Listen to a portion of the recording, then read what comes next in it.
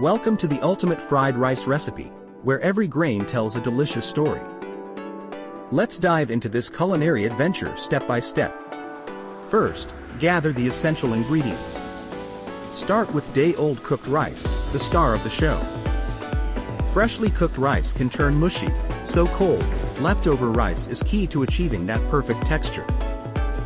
Chop up some vibrant vegetables like onions, peas, and carrots. Feel free to get creative with bell peppers or broccoli. Next, crack a couple of eggs into a bowl and whisk them up. These will add richness and flavor to the dish. For that authentic taste, sesame oil is a must. Its nutty aroma elevates the fried rice. And of course, soy sauce will bring that umami goodness, giving the rice its beautiful color. Now, heat a large skillet or wok over medium-high heat. Add a splash of sesame oil and watch it shimmer. Toss in the chopped onions, peas, and carrots.